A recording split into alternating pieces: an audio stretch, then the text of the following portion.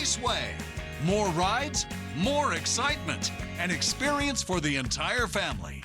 Life's a circus. Let's play!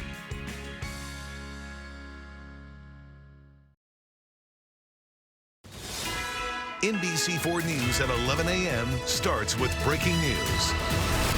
We begin with breaking news. We are getting a look at the damage in Florida after Hurricane Milton made landfall as a Category 3 storm. It has left damage across the state, bringing powerful winds, deadly storm surge, and flooding. Good morning. Thank you for joining us. I'm Kathy Vara in for Michael Brownlee. At least 10 people are dead. Millions of others are now without power. We have team coverage today. NBC4's meteorologist Shauna Mendiola tracking what's left of the storm. But let's get started with NBC4's Alex Rozier live in our News Operations Center. Alex. Kathy, at least those 10 people killed and more than 3 million people are without power. And this morning, we're getting our first look at some of the destruction caused by this massive storm. This morning, aerial video shows destruction in central Florida after Milton made landfall as a Category 3 hurricane. Around 8:30 last night, it first hit the Sarasota area, bringing relentless rain to the region. Several cities saw intense storm surge, and flooding submerged entire neighborhoods. This woman had to be rescued. It just started rising from ankle to knee to waist. I had 4 children there. St. Petersburg experienced more than 18 inches of rain, and wind speeds topped 100 miles per hour. That wind tore off the roof of Tropicana Field, home of Major League Baseball's Tampa Bay Rays.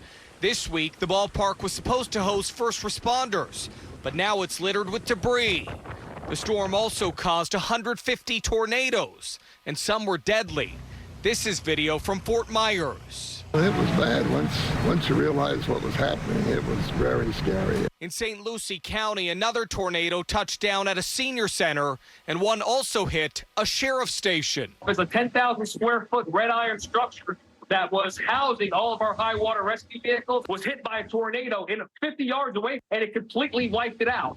Florida Governor Ron DeSantis said crews will spend the day assessing damage. We will better understand the extent of the damage as the day progresses. But because the storm did weaken before landfall, the governor said this was not the worst case scenario. I think everybody responded very quickly. I'm proud of everybody's hard work. We got more work to do, but we will absolutely get through this.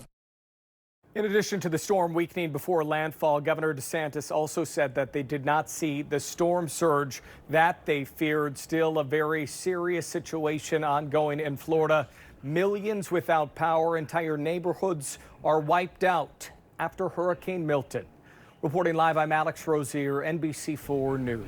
Alex, thank you. We're going to take a live look at what is left of Milton, the storm now out to sea. Meteorologist Shauna Mendiola joining us now with a look at your first alert forecast. Shauna?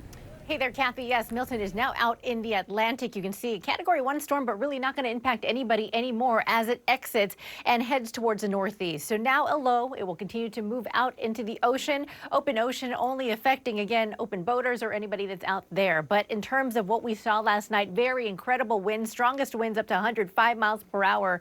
We saw strong winds all the way through the state. Even in Tampa, we had winds up to 97 miles per hour. So damaging there all up and down the coast and throughout the peninsula. In terms of the rain, we were watching for, again, flooding conditions due to the fact that there was going to be storm surge. There was also going to be rain falling from the sky. So flooding in the fact that we've had, again, at least 18 inches of rain in St. Petersburg, Clearwater, Florida, 14 inches there, and about 11 inches coming from the sky on top of that storm surge that they were reporting. So it is going to be a situation where we're going to have to watch for the cleanup situation. A lot of damage caused by this storm that is now moving out to sea. So again, the next 24 hours going to have to watch.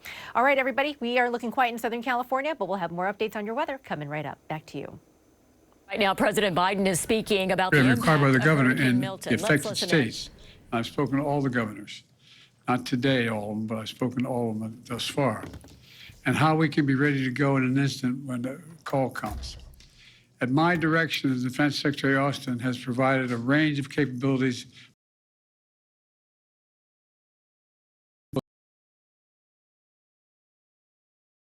to Florida for Hurricane Milton, as well as the states impacted by Hurricane Helene. And the more capabilities are available, we assess the pressing needs, we can get whatever they need. To the servicemen and women who are on the ground responding to